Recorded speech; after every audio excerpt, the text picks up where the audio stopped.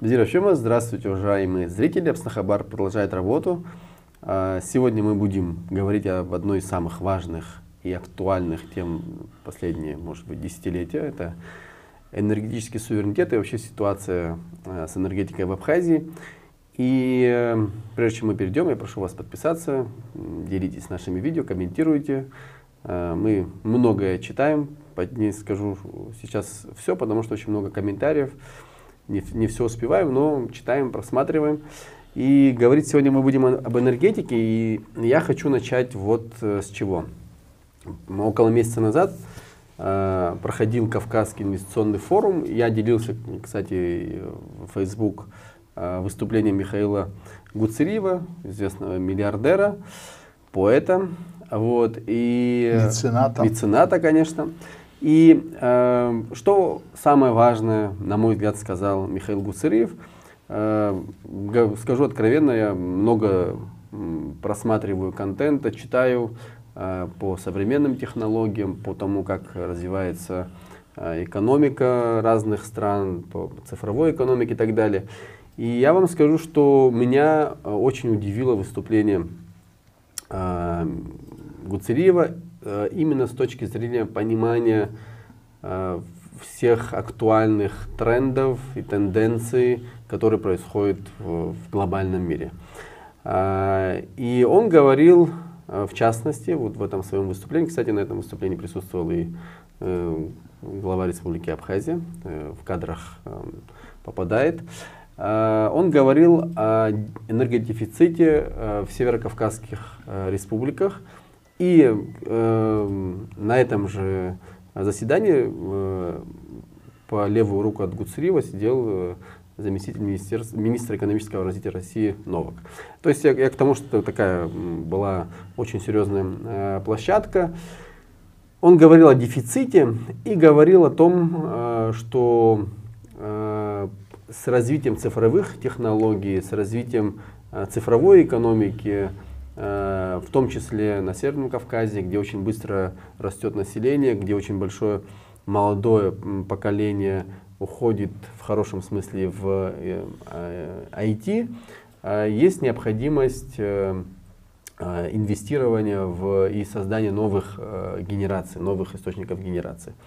Это я говорю уже теперь применительно к Абхазии. Мы все сейчас знаем, какая ситуация у нас. Она иногда очень тяжелая, иногда она искусственно как бы становится тяжелой, да. И самое важное, о чем, мне кажется, говорил Михаил Гуцериев, это о том, что фактор энергетической системы, фактор энергетики в экономике сегодняшнего дня и будущего. Один из ключевых факторов. Об этом факторе, кстати, говорят очень многие экономисты в мире. И особенно с развитием искусственного интеллекта и всех цифровых систем. Сегодня я хотел бы, чтобы мы выстроили нашу беседу с точки зрения того, вот если мы принимаем вот эти данные, да, что цифровая экономика... Исходные данные. Да, исходные данные, не только мои, вот, и не столько мои, о том, как нам быть с нашей энергетической системой, с нашим энергетическим суверенитетом. И отмечаю тот факт, что есть достаточно много инсайдов, что перепадные ГЭС стали лакомым кусочком. Они, уже мы слышали различные, да, там информационные сообщения о том, что есть различные проекты, кто-то там пытался захватить или там какие-то работы начать, не имея на это как бы разрешения и так далее. То есть мы понимаем, что тот инструмент современного и будущего, который очень важен для страны и для развития, может оказаться в частных руках, в частных чужих руках, своих руках, не знаю, как это, как кому хочется, и может оказаться. И я хотел бы, чтобы мы вот с этим контекстом поговорили, какой есть выход и что на самом деле значит вот эти перепадные ГЭС, в принципе энергетическая система, и насколько мы знаем, несмотря на то, что есть эти разговоры, но нет никакой концепции, по крайней мере известной, стратегии, как абхазское государство собирается отстаивать свой экономический суверенитет и как собирается развивать эту сферу. И вот с этим контекстом я хотел бы, чтобы мы выстроили наш разговор. И не буду здесь лукавить. У нас была беседа на прошлой неделе в офисе, и мне кажется, вы предложили довольно интересную схему. Я хотел бы, вот, чтобы мы о ней тоже поговорили, но, наверное, все по порядку. Я, если позволите, Ливан, сейчас передам тебе слово, потому что у тебя есть серьезные основания для того, чтобы высказаться. У тебя отец был известным энергетиком, и он обучил очень многих наших современных. Огромный вклад внес закон об энергетике тоже. Да, и поэтому, вот и о законе Ахра больше знает и скажет, поэтому я хотел бы, Ливан, вот чтобы... Да, спасибо, Ливан. Спасибо особое за то, что вы вспомнили моего отца. На самом деле в своей сегодняшней речи я буду использовать его материалы. И здесь очень много материалов написано его рукой. То есть он на самом деле болел этой темой. И все его, так скажем, предсказания и все его видение сегодня оправдывается. Поэтому я хотел бы начать с тех событий, о которых мы слышим. Я буду в своем анализе опираться на выступление директора Черноморэнерго, последнее Джинджолия по абхазскому телевидению. Буду опираться на его данные, потому что это официальные данные. Вот. И второй факт, это тоже официальные данные Апсны Пресс, это что Русгидро встречалась с нашим министром энергетики, и они заключили договор об, так скажем, обследовании перепадных ГЭС. Помимо этого, это, кстати, очень позитивный шаг. Мне кажется, для того, чтобы делать какой-то анализ, надо понимать, что мы имеем, сколько это стоит, в каком это состоянии. Да? Сегодняшние наши ресурсы, в каком они состоянии. Вот. И поэтому мне кажется, что вот эти события, которые сейчас происходят, они как-то потихоньку, вот есть такая в военном деле, так называемая туман войны, так называемый, завеса такая. Вот мне кажется, прошедшие выборы, предвыборная вот эта вот ситуация, она в области энергетики навела такой большой туман, да, и было непонятно вообще, какие цифры вдруг колоссальные появились, почему такой оказался энергодефицит, совершенно непонятно. Вот сейчас тоже, кстати, в открытых источниках есть информация, что Межправкомиссия почти 900 миллионов рублей, было принято решение, что вот Россия компенсирует нам 900 миллионов рублей по энергодефициту, который Россия оплатила. То есть это деньги туда-сюда. То есть бюджет России выделит нам средства, а мы закрываем долги перед энергетическими компаниями. Но плюс это, то есть 900 миллионов рублей, плюс еще так называемый социальный переток 2 раза был, применен. То есть это тоже порядка, не знаю, по 500-600 миллионов рублей. В итоге бегом кругом по прошлому году мы получаем около 2 миллиардов рублей энергодефицита. И как это складывалось, откуда такие цифры, это вообще в принципе непонятно. Вообще непонятно. Я сейчас хочу эти вещи раскрыть, поэтому, чтобы было понятно, значит, зрителю тоже. Вот по открытым источникам, опять же, значит, 22 год, 3 миллиарда потребления энергочасов. Уже 24 год, уже 2,5 миллиарда потребления. 500 куда-то делось. Да, а 500 куда-то делось. Говорят о майнинге, но очень много вопросов по этому, потому что на самом деле 500 миллионов киловатт-часов, его как-то надо по каким-то сетям провести.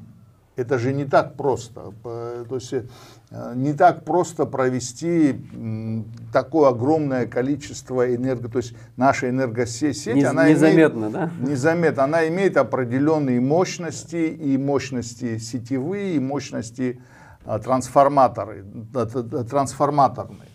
Поэтому вот эти вопросы. Но сейчас, в последнем интервью директора Черноморэнерго, по его расчетам, в этом году, 25-й уже год, снижение где-то порядка 300 миллионов, 320 миллионов киловатт-часов. То есть в этом году, по предположению, значит, по его предположению, снижение будет еще 350 миллионов киловатт-часов. Так что 2,5 отнимаем 350, получается 2,150. Так как в этом году Сухум ГЭС полностью будет, значит, работать на нашу сеть, а Сухум ГЭС, по его, опять же, данным, где-то от 100 до 110 миллионов киловатт-часов дает в общую систему, то получается опять, значит, 2,150, снимаем 100, получается 2,50. Теперь сколько нам дает по году Ингургэс? Ингургэс нам по году дает порядка 1 800 000 000. 1 800 000 000, может чуть больше, вот в таких масштабах. То есть практически 200 на этот год, можно сказать, от 150 миллионов киловатт до 200-250 миллионов киловатт у нас дефицит появляется. То есть получается, что теперь, что касается перепадных, да, ГЭС. Насколько мы понимаем, перепадные ГЭС — это 3 станции по 40 мегаватт. Это то, что было заявлено в прошлом. Да? Насколько при модернизации может усиливаться его мощности, трудно сказать. Но если мы говорим о том, что Сухум ГЭС дает 100, так скажем грубо, которая заявлена 18 мегаватт, дает 100 миллионов киловатт, то 120, соответственно, ну, порядка 600 миллионов киловатт-часов. То есть при реальном дефиците, сегодня мы уже вывели эти цифры, 200-250 миллионов киловатт, перепадные дают нам профицит, да? То есть где-то порядка 300 миллионов киловатт, если мы вложим средства, то есть будет решена и энергодефицит будет решен, плюс появляется профицит. Вот. И что такое профицит для энергетики, мы тоже понимаем. Потому что средняя цена там, в Российской Федерации там 4,5 рубля, 5 рублей, да, оптовая. Бывает в зимние пиковые еще больше, да. То есть, условно говоря, мы покупали его за 3,2, за 3 рубля 20 копеек. То есть, говоря о 300 миллионов киловаттах, это, если мы его выкидываем на рынок в нужное время, то мы получаем порядка 1,5 миллиарда рублей.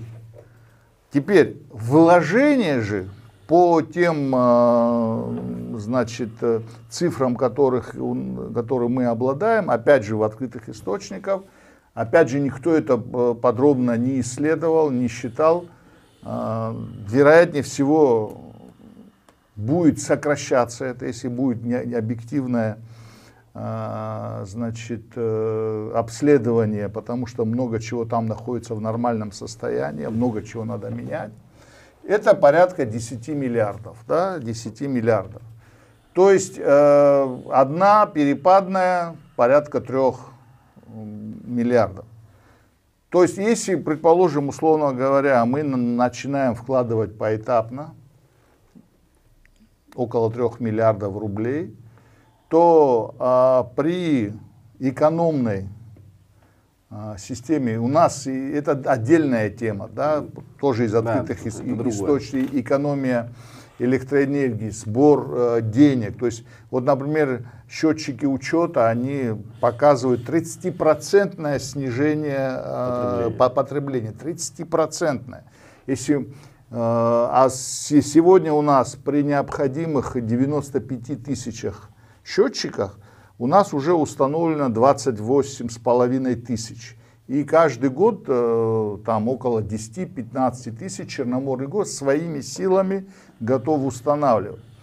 То есть, учитывая вот эти вот все цифры, сегодня можно сказать о том, что мы вполне, Черноморэнерго, энергетическая отрасль Абхазии, вполне можно, создав вот этот экономический план, о котором я сейчас буквально, ну, как бы вот просто и, так скажем, объясняю, да, как можно экономически решить наши проблемы.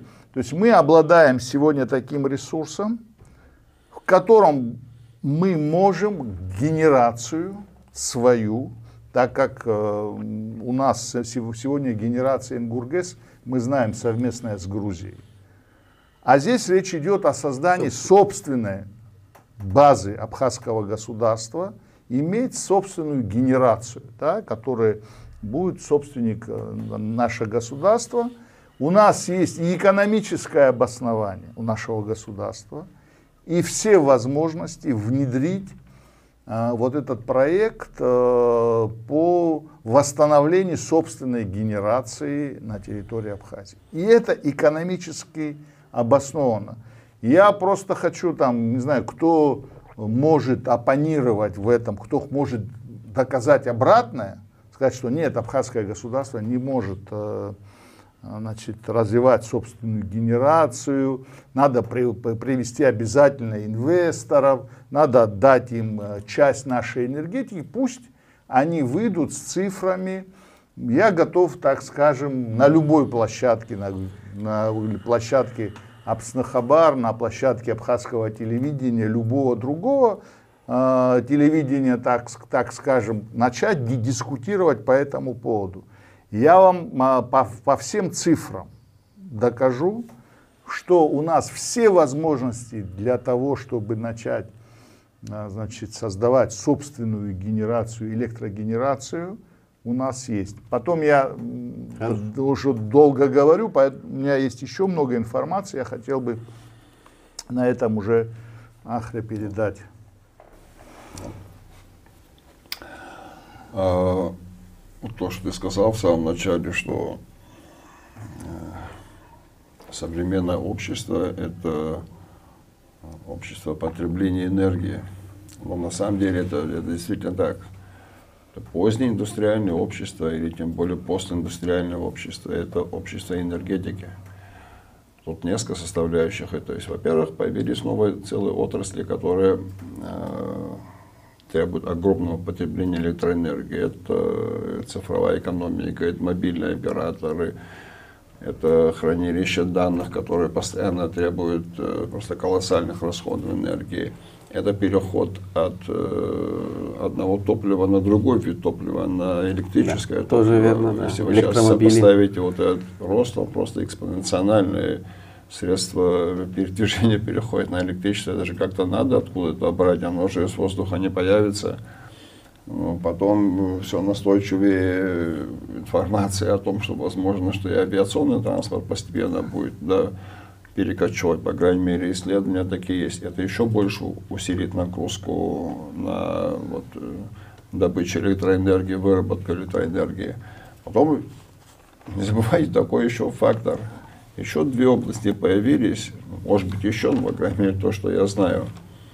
Это сфера сервиса, которая, то есть, качественный сервис предполагает высокое энергопотребление. Это могут быть гостиницы, могут быть рестораны, это могут быть клубы, бары, кафе, которые работают круглосуточно. Это могут быть какие-то большие магазины и так далее, и так далее. То есть сервис растет, вместе с ним растет потребление электроэнергии. Ну и последнее, это, конечно, наш с вами комфорт. Люди стали жить вообще по другим стандартам, другим принципам. Люди потребляли меньше электроэнергии. Знаете. Сейчас, если зайдете в любой дом, у них стоят, и у нас у всех, и, наверное, это прекрасно, хорошо, и создает комфорт. Мы нагреваем воду, теплые полы, электрическое отопление. Заряжаем все гаджеты. Без конца, значит, спор, кто эту батарейку будет заряжать, понимаете. Потом есть отрасли бизнеса, опять чем я тоже занимаюсь, которые требуют колоссальных батарей, огромных емкостей. Чтобы для того, чтобы, допустим, там команде ребят, мы их поработать один день, они должны эти батареи зарядить, я не знаю сколько раз. Это колоссальное количество энергии, которое тоже из общей системы. К чему я говорю? Потребление и в мире, и у нас растет. И оно будет расти. Если мы к этому не будем готовы, это приведет к проблемам не просто с нашим комфортом, а проблемам с суверенитетом. Если вы сами себе не можете обеспечить энергетику, значит, во-первых, вы будете у кого-то просить или кого-то покупать. Покупать вы будете залезать в долги. Долги государства уровня не самая хорошая вещь за стабильности государства. Но и кроме того, вы не сможете развивать другие отрасли экономики. Чтобы что-то развивать, вам нужна энергия, а не что вы будете развивать. Понимаете, это все вот вместе приводит к стагнации. Как выходить из этой ситуации? Вот Ливан говорил, что у нас есть ресурсы для генерации, дополнительной генерации. Я согласен, тоже несколько слов по этому поводу скажу. Но мне кажется, что очень важно то, как мы распоряжаемся своими ресурсами. Мы просто по-варварски распоряжаемся тем, что у нас есть. Как это так может получиться? Вот я месяц, у меня дом, нормальный энергозатрат, я трачу, если не ошибаюсь, 400 киловатт-часов. У меня в месяц уходит. Я специально посмотрел, посчитал по счетчику. Значит, в год у меня там сколько, 4 с чем-то, там, или 6 с чем-то мегаватт, допустим, будет, да. Сколько в Абхазии людей живет? Ну, 250 тысяч. Ну, давайте, не все же каждый отдельно имеет домовладение, но пополам разделим. Но это не получается, вот эти не 1 миллиард киловатт-часов, не даже 800, не даже не 700 получается, понимаете? Куда девается вся остальная энергия, которую мы генерируем и не можем контролировать? Вот это первый вопрос, который надо решить. Ну и, конечно, второй вопрос, то, что да, мы должны подумать, как сделать так, чтобы те мощности, которые у нас уже есть и которые можно восстановить, они стали работать на нас, на граждан Абхазии. Во-первых, электричество попадало в наши сети. Это один вариант. И второй, наверное, было бы хорошо, если мы получали бы от этого и какую-то выгоду тоже. Вот. Тем более, что... Есть какие-то идеи, Ливан. Да. Единственное, я просто одну маленькую ремарку скажу. Нам пытаются внушить Туман войны, что мы не можем, или у нас этого нет, да? Ну, это когда, Лёва, извини, когда туман войны для чего он опускается? Когда что-то хочешь захватить, да, прихватить. Надо туман запустить, цифрами оболгать все, сказать, вот мы не можем, надо отдавать. А по факту то, что нас может сделать должниками или делает должниками, да, вот сейчас мы говорили о том, там 900 миллионов туда, там миллиард Может сюда и так сделать далее. бенефициарами, Да, может сделать, да, что мы... Отрасль, которая нам должна давать доходы в бюджет, Которая может инвестировать, с помощью которой можно развивать не только саму отрасль, но и, собственно, остальную, скажем Датировать. так, да, и датировать экономику, нам внушают, что, значит, мы должны ее кому-то отдать. И вот сейчас кому? Давайте мы решим вот здесь в нашем кому. я хотел бы еще одну информацию такую дать. Здесь, значит, справедливо возникнет вопрос о том, вот если мы говорим о генерации, да, гидрогенерации, то как же с другими направлениями и вообще, то есть, ну, у нас есть, мы уже говорили, малый ГЭС, есть перепадный ГЭС. Вот исчерпав эти возможности, что дальше? Но здесь надо очень одну важную вещь сказать. Как Грузия построила, у них был огромный энергодефицит. Как они смогли из этого энергодефицита выйти? И здесь вопрос только один. За счет Ингургэс. Вот грузинская энергосистема вся построена на Ингургэс. Точка опоры. Точка опоры. Почему? Потому что себестоимость, самая низкая себестоимость вообще на Кавказе, самая низкая себестоимость у Ингургэс выработки киловатт-часа. За счет Ингургэс, который составляет сейчас около 30% от всей энергосистемы Грузии, они датируют всю электрогенерацию Грузии, Ингургэс. И тарифную политику они держат за счет Ингургэс. Потому что себестоимость очень низкая. Если мы говорим о ТЭЦах, говорим о солнечном, везде себестоимость выше намного. Теперь мы, имея вот та же себестоимость, сидит в перепадных ГЭС. Имея копеечную себестоимость, которая бы потом, если это государственное, может потом датировать все остальные направления, да? Условно говоря,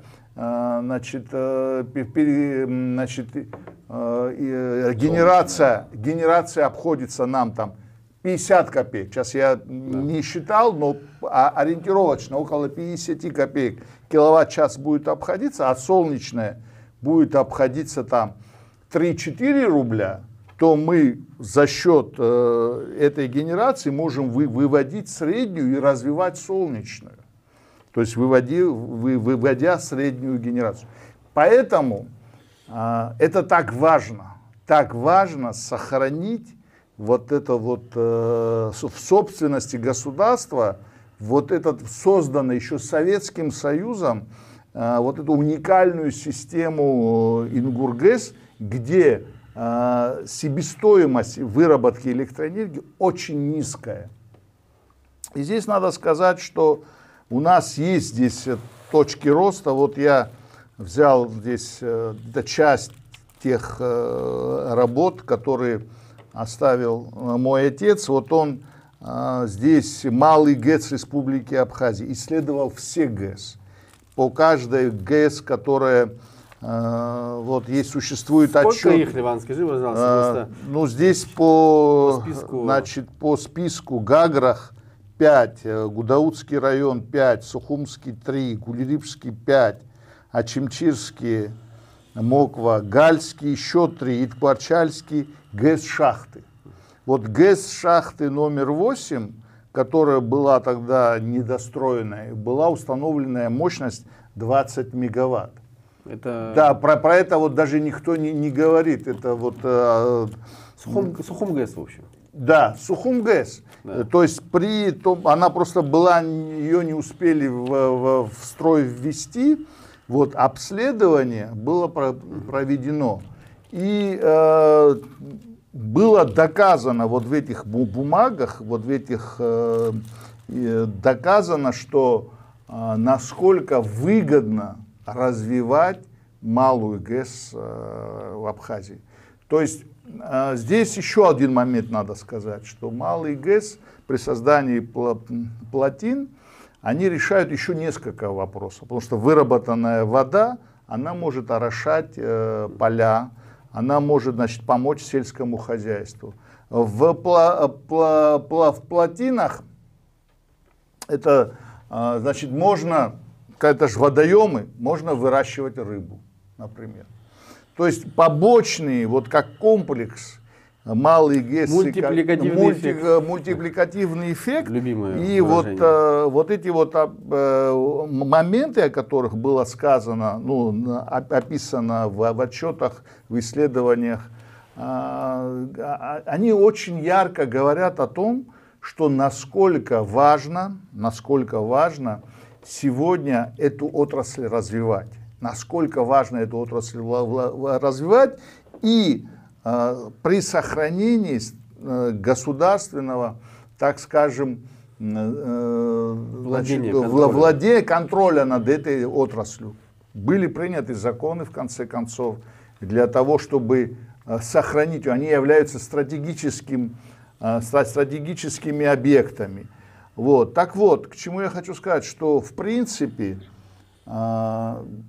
те проблемы, которые у нас существуют, то есть почему у нас очень такой высокий уровень потребления электроэнергии, это мы все знаем, что и все хозяйства, вот, и горячая вода, и отопление, и, так скажем, питание там на электричество, мало уже кто пользуется газом, все электроприборы ставят.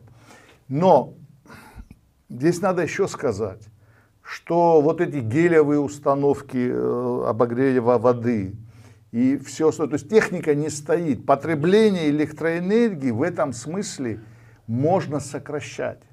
Можно сокращать даже вот пропагандируя лампочки, значит, которые меньше, энергосберегающие. Там датчики устанавливают. Датчики и так далее. На законодательном уровне это можно да. делать тоже. А если мы создаем еще общую сеть, которая можно будет вот с приборами, умными приборами учета, внедряется система искусственного интеллекта в эту систему, и она уже начинает отключать вещи, которые сейчас не нуждаются в электропотреблении. То есть эта вся единая система, она так как была функционально работала, вот таким образом она должна и работать дальше. Я вот знаю, что Тимур Джинджоля, значит, директор Черноморэнерго, и там очень большая, так скажем, команда ребят молодых вокруг него, там очень такие энтузиасты большие электроэнергетики, абхазская молодежь собралась, и они, кстати, подавляющее большинство хотят и сохранить нашу электроэнергетику как единое целое, как единый механизм. То есть у нас и кадровое обеспечение сегодня существует, только нету, так скажем, четкой государственной программы по развитию энергетики. Как и, собственно, в да, других то есть мы хотим, увидеть вот это четкое представление о том, как мы должны развивать собственную... Потому что это, я бы так сказал, Ахра, что суверенитет сегодня это вооруженные силы плюс энергетика. Так упростил бы. Я бы еще сказал, образованная молодежь. И культура, да. И культура. То есть, я бы сейчас, я извиняюсь, я свою мысль хочу завершить в том смысле, что в принципе нужна политическая воля для того, чтобы эту отрасль, не то, что здесь дело сегодня, как на нее все смотрят, как бы ее там, да, раздербанить и так далее. Нужна политическая воля. для того, чтобы она динамично развивалась. У нас все для этого есть. Я согласен. Хочу еще что-то добавить. Да, потом как раз продолжить, потому что не знаю. Вот действительно есть два направления. Вообще-то в любой отрасли сейчас можно применить в современном мире, но и к энергетике в том числе. С одной стороны, это увеличение запросов на электроэнергию. То есть появляются новые точки роста, которые требуют энергии, появляются новые технологии, которые требуют энергии. Мы хотим лучше жить, это тоже требует энергии. А с другой стороны, другой процесс. Эти же технологии не стоят на месте, Да. и они позволяют сокращать потребление, и в том числе менеджмент. Вот, например, есть такое понятие «умный город». Smart City, да? Одна из таких вот очень распространенных функций этого умного города – это сокращение расхода электроэнергии за счет этого искусственного интеллекта. Есть единая сеть, так называемый интернет вещей, просто, а есть интернет вещей, то есть сеть, объединенная датчиками, приборами, которые анализируют обстановку, и когда там уровень освещенности, скажем, падает, только в нужный момент она включает, когда уже растет, она выключает. Это экономит колоссальное. То есть за счет этого умного использования своих ресурсов можно поддерживать на плаву и все качество жизни, в том числе и энергетику тоже. Знаешь. Вот, и что интересно, в 2013 году, кстати, с участием твоего отца, проводилось даже было парламентское расследование по вопросам энергетики. Я сейчас не буду перечислять все выводы, которые там были, но два очень важных вывода. Первое. Необходимо создать государственную концепцию развития энергетической отрасли, прямо так и записано было. И второе. Создание условий для прозрачности при использовании, финансировании там, и так далее, и так далее. На основе конкурсов, на основе прозрачности, конечно. Если у вас не будет вот этой прозрачности, если участникам этого рынка не будут понятны правила игры, как ты говоришь, дымовая завеса, если кругом будет, если в этой мутной воде кто-то будет хотеть ловить рыбу, я вас уверяю, мы с вами простые граждане, этого ничего не получим. Да, будут бенефициары, которые получат соответствующую выгоду, но мы, граждане, ничего не получим. Чтобы мы получили, нужна прозрачность и нужен доступ. Вот тут, кстати, такой момент тоже. Вот в этом законе, который был тогда принят, ну, законный закон, сейчас хороший, плохой не есть. И там, кстати, сказано по поводу генерации, что частная собственность на эту генерацию ограничена мощностью. Я сейчас не помню сколько. 5, по-моему. 5, ну, там мегаватт. Дискуссии были 20, 10, 5, ну, положим 10 или 5, неважно это такое. Да. Но это тоже о чем-то говорит. Прежде чем вы начинаете обсуждать вопросы приватизации, реконструкции, инвестирования, вы сперва посмотрите на нормативную базу этого государства и почему она вообще есть. Ну, или давайте мы сперва поменяем нормативную базу, потом об этом будем говорить. Но закон есть закон, просто так его обойти не получится.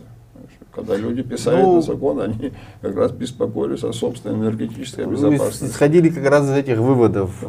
Но, а деньги-то брать все равно где-то надо, допустим, да? Да.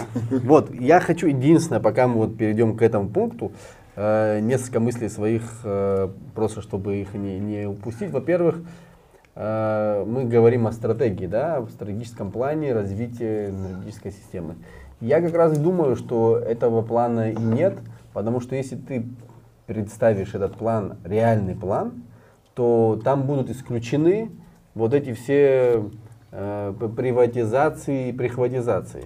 Вот это будет исключено, потому что понятно, что учитывая реалии в стратегическом этом плане вынуждены будут какие-то показать цифры и так далее. Второе, что хотел сказать, это вот когда мы про Абхазию говорим, что вот у нас такая природа и так далее и тому подобное, один из ключевых ресурсов 21 века это вода. Если не самые ключевые ресурсы, ну, об этом и в фэнтези есть различные, да, там и в фильмах, и в книгах, это все много где описано. А то, что у нас есть пресная вода, и чистая вода, экологически чистая, это важно. Еще вот эти наши горные реки и огромное количество малых ГЭС и вообще ГЭС. То есть фактически нам Богом даны не только берег, да, горы и так далее, то нам еще дан вот этот ресурс, исключительный ресурс, как вода, которая по нашим рекам спускается, и есть возможность вот эти всякие ГЭС, малые и остальные развивать. Это очень, мне кажется, важный ресурс. Это тоже то, что нам дано вот свыше. И теперь вот я хочу, чтобы мы перешли к нашему главному, скажем так, посылу. Мы знаем, что есть желающие, есть различные проекты инсайдерской информации, что вот по этим перепадным и исходя из нашего общего вот сегодняшнего разговора, какое предложение есть вот в рамках нашей студии, я хочу, чтобы вы озвучили, Иван. Ну, я думаю, что, учитывая все, что мы сегодня говорили, о том, что энергетическая отрасль для Абхазии, она и стратегическая, в том числе экономически обоснованная, даже при нынешнем, так скажем, тарифе, который в 2 раза меньше, чем у наших соседей, да, если мы сегодня говорим в России там под, значит, 7 рублей до 7 рублей стоит киловатт-час, в Грузии, по-моему, еще больше, до 9 рублей, если переводить на рубли киловатт-час, а у нас для, как мы знаем, 3,2 рубля это для предприятий, да, коммерческая цена такая, так скажем, самая большая. Даже учитывая вот сегодняшнюю такую, скажем, социальную цену на электроэнергию, то этот проект имеет, так скажем, хорошее будущее, да, потому что, мне кажется, такого, так скажем, стабильного бизнеса, который мог бы принести доходы для массы людей, трудно найти, потому что, как мы уже говорили, электроэнергия — это ликвидный, один из самых ликвидных товаров, если его рассматривать таким образом. Поэтому, если мы уже, так скажем, вот некоторые вещи, о которых мы говорим, сегодня мы как бы учитываем тех оппонентов, которые с нами, вот, которые начинают говорить о том, что вот денег нету. Незримо. Да, денег нету у нас, как обычно, хотя ежегодно профицит бюджета, бюджетные, так скажем, доходы растут, но нашим чиновникам денег всегда не хватает ни на что. То, что их расходы растут, значит, тоже соответственно с доходами бюджета. Поэтому, мне кажется, этот проект, так как он является общенациональным, общенародным, и если появятся такие разговоры, что государство не может найти деньги ни в форме кредита, ни в форме какого-то займа для того, чтобы реконструировать перепадные ГЭС, я хочу сказать, что это надо объявить, что клич, так сказать, да, выдвинуть и обратиться к народу и сказать: давайте создадим, акционируем и выпустим акции. Выпустим акции, чтобы наши граждане Абхазии могли приобрести эти акции, у которых такая доходность, которая позволит им, я даже это считал, вот приобретя, так скажем, 2 акции, то ты в пересчете на собственное потребление, ну, это биллинговая система сегодня, ты приобрел 2 акции перепадной ООО «Перепадная ГЭС», и таким образом ты перекрываешь от доходности этих 2 акций, значит, свои платежи в государству за электроэнергию, да, Черноморэнерго. Ну, в том числе. Как минимум. То То есть я уверен, что найдутся очень много людей, которые приобретут 2-3 акции и которые пожизненно перестанут платить электроэнергию, ну, если, потому что доходность этих акций будет расти, доходность и потребление будет расти, но в итоге при пересчете, то есть это очень выгодное вложение. То есть в чем заключается наше предложение? Предложение наше заключается в том, чтобы акционировать перепадный ГЭС, 50% оставить, естественно, за государством, а 50% превратить в акции граждан Абхазии, которые их приобретут и которые будут получать, значит, доход с купленных акций. Я не знаю, может, я сложно объяснил, нет, если Ахра, да, прошу продолжить, а потом у меня есть одна очень интересная аналогия. Ты все очень понятно объяснил, но вот я тоже пару быстрее скажу. Конечно, я не специалист в инвестиционной политике, но мне кажется, есть несколько таких вот генеральных линий в современном мире, когда государство привлекает инвестиции, в том числе от граждан. Ну, печатают облигации, там разные могут облигации. Вы можете купить облигации, потом вам через какое-то время вернут эту сумму с каким-то процентом, либо вы становитесь долевиком чего-то, там, какого-то бизнеса или какого-то предприятия, или просто каких-то государственных денег, которые где-то лежат там в рост и так далее, и так далее. Но в последнее время все более популярным становится так называемый краудфандинг. Это когда люди, обычные граждане, складываются и во что-то вкладываются деньги, что-то, грубо говоря, покупают. И это очень созвучно с современными цифровыми технологиями, потому что механизм этого контроля — это как раз эти цифровые платформы. Там есть несколько платформ, они заточены под разные виды краудфандинга. Там есть гуманитарные, культурные, там, образовательные, бизнес-проекты. И есть платформы, которые это прекрасно контролируют, точно так же на таком же уровне безопасности, как контролируется битчейн, блокчейн, цифровых валют и так далее, и так далее. Что такое вообще, вот, чтобы мы поняли, вот что такое 1 миллиард рублей, Иван? Это 50 тысяч цифровых акций, за каждую из которых заплатили 20 тысяч рублей. Что такое 20 тысяч рублей? Вот мы выпустили 50 тысяч акций, 50 тысяч граждан Абхазии купило за 20 тысяч рублей, и мы собрали 1 миллиард. Теперь представьте, что нам нужен не 1 миллиард, а, предположим, не знаю, 2 миллиарда. Я сейчас боюсь там в расчетах ошибиться, и что поправить. Ну, принцип сам, вот, предположим, да, вот принцип. мы выпускали 40 тысяч акций цифровых вот этих. Пускай 30 тысяч акций мы назначим, вот минимальная цена за эти акции, минимальная, вот 30 тысяч из них, это, скажем, 20 тысяч рублей, предположим, да. Это, если не ошибаюсь, уже будет 600 миллионов рублей. У нас еще остается 10 тысяч акций, правильно? Ну, 30 мы уже потратили, вот 10 тысяч остается. Из них 8 тысяч, там, пускай будет, мы скажем, минимальная цена его 50 тысяч рублей. Я там, если не ошибаюсь, тоже 500 миллионов рублей. Вот мы уже миллиард с вами собрали. Остается 2000 акций. Скажем, минимальная цена за эти акции 1 миллион рублей. Я вас уверяю, что 2000 человек или организаций найдутся, которые купят. И это будет, по-моему, порядка еще 2 миллиардов. Вот так вот, 40 тысячами акций вы можете собрать несколько миллиардов.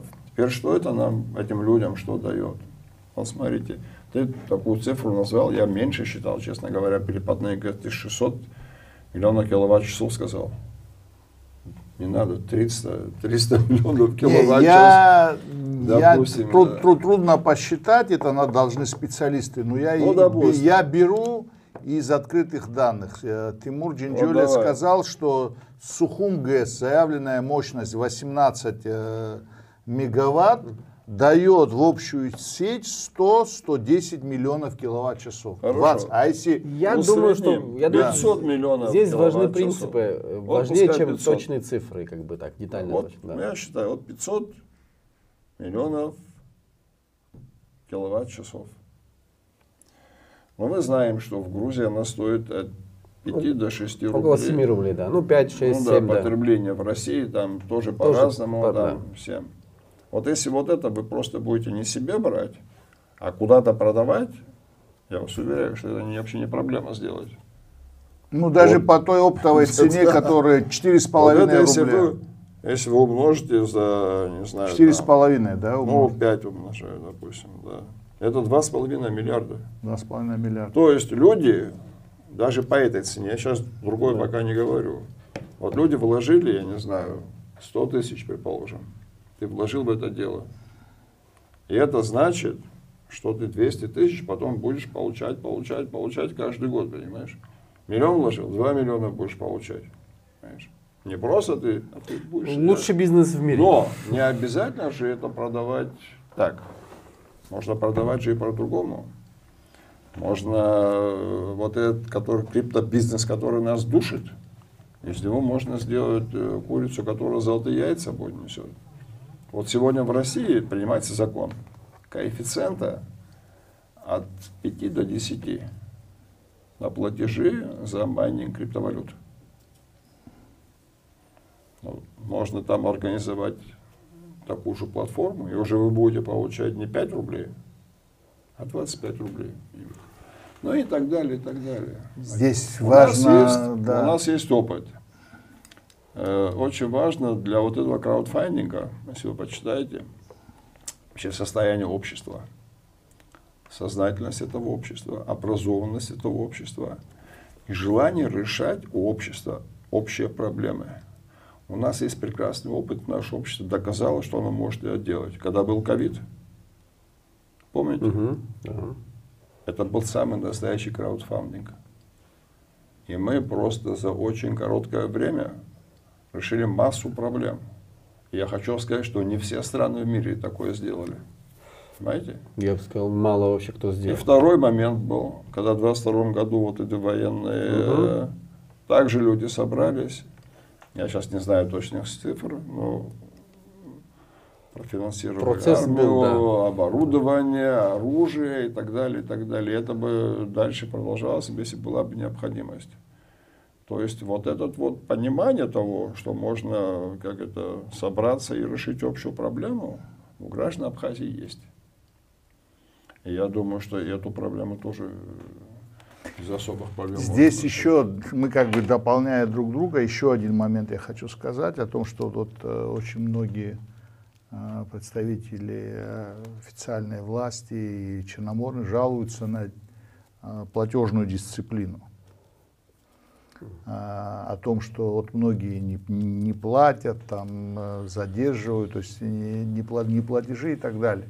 Я думаю, когда люди почувствуют, что это и их коммерческий интерес, в том числе, да, то есть он является акционером с энергетической компанией, то платежная дисциплина вырастет в разы, я думаю. Люди будут понимать, что они фактически платят не кому-то, да, за электроэнергию, они платят сами себе, то есть обеспечивая себе энергетическую безопасность. Поэтому вот это вот то, что мы говорим о том, что вовлечение, как ты говоришь, да, огромного количества людей в эту проблему, их надо собственниками делать, собственниками, да, реальными, при сохранении государственного контроля над контрольного пакета у государства, это гарантия того, что энергетика будет у нас развиваться. Еще важный момент. При такой схеме минимальные варианты для коррупционных схем при строительстве, при подборе там, поставщиков и так далее, во что все это контролируется, понимаешь? Да, спасибо большое. Я тут как бы зря время не терял, и в течение дня в том числе. Хочу, завершая как бы нашу передачу, вот о чем сказать. Приводя пример того, что у нас реки и так далее, все у нас есть, мы же говорим, что это народное все благо, да, это все народные недра и так далее. Так что народ даже обязан использовать то, что ему свыше дано, и даже в его конституции записано. Итак, я хочу привести два примера. Это Норвегия и Дания. 67% акций, ну там разные приемы у всех, у государства, оставшиеся у граждан и пенсионного фонда. Дания, ветропарки, закон 2009 года обязывает отдавать 20% каждой новой станции местным жителям. То есть это реализуется в разных точках Земли, и как раз тут важно вот то, о чем ты сказал, когда есть общество, которое готово и с точки зрения образования готово, и с точки зрения понимания своих интересов и так далее. Поэтому, резюмируя сегодняшнюю беседу, я хочу, во-первых, вас поблагодарить за вот такой очень детальный, мне кажется, предметный разговор, и подчеркнуть, что люди, которые хотят как бы в эти объекты инвестировать и так далее, они точно хорошо посчитали. Они посчитали, что это очень выгодно, это на самом деле очень выгодно, но тут вот, когда мы говорим о суверенитете, очень важно, когда у тебя несколько тысяч граждан будут акционерами, будут собственниками, то не получится каких-то там различных схем реализовать, не получится давить, не получится как бы, чтобы в одних руках оказалась целая энергосистема, этого не получится, поэтому на самом деле это интерес всех граждан Абхазии, чтобы наша энергетическая система, безопасность и потенциал для развития был у нас в наших руках. И заключительное, что я скажу, вы говорили об акциях, о том, сколько они могут стоить. Сегодня не буду называть школы, сейчас проходят выпускные вечера и так далее. Я услышал, сколько родители платят и скидываются в отдельных школах за, так скажем, вечера. Это примерно несколько акций, чтобы вы понимали, будущий перепадный ГЭС. Вот настолько как бы у нас люди способны, готовы. А если ты за один вечер готов потратить, скажем, 100 тысяч рублей, да, для своего ребенка, то обеспечить ему вот такое будущее, да, независимое там и так далее, это же, я думаю, что у нас будут желающие. Так сказать. Я хотел единственное, что добавить к тому, что ты говоришь, это то, что экс-власть избрала политику такого, так сказать, давления на общественное сознание, что мы не можем, у нас нету ресурсов, у нас нету специалистов, мы не можем, и это надо отдать. Да, я думаю, что любой вот такой здравый анализ нашей ситуации и в энергетической системе, и учитывая наши все ресурсы, говорит о том, что мы можем. У нас есть и внутренний инвестор, и достаточно и денег внутри для того, чтобы сохранить и развивать эту отрасль, которая вот, например, целое поколение, несколько поколений людей ее создавали, старшее поколение, они создавали эту отрасль не для того, чтобы сейчас кто-то ее прикарманил и сделал там и разбогател. Да. Они, значит, отдали всю свою жизнь для этой отрасли, для того, чтобы это осталось народу, общество с этого, значит, зарабатывало, и общество пользовалось этими благами. Здесь труд нескольких поколений людей, которые вот это все развивали, и благодаря ним мы сегодня это имеем. Мы сегодня на плечах этого поколения стоим, и нам надо просто... Я знаю, что у нас молодежь сегодня очень патриотичная и готовая, значит, также продолжить дело старших, поэтому у нас все есть для того, чтобы это мы... Спасибо. Когда ты говорил про экс-власти, вот их тезис «мы не можем», я ухмылялся, потому что я вспомнил их рекламный ролик предвыборный, когда вот еще 5 лет назад баллотировались. У них-то наоборот слоган был «Харе халшойт». Вот такой. Ну, кстати, если я не ошибаюсь, этот прием в предвыборной кампании был использован Бараком Обама в Америке, когда он становился президентом. Там есть weekend там и так далее. То есть вот так оно было. Вот я сейчас просто такие аналогии вспомнил, что в предвыборной кампании экс-президента использовались приемы, можно которые... и другой лозунг использовать, это «Make Abkhazia great again». Ну, давайте, мы согласны на величие. Хорошо, спасибо большое за эфир. Подписывайтесь, делитесь комментариями. И я думаю, что Спасибо. мы сегодня важную вещь обсудили. Абзирас.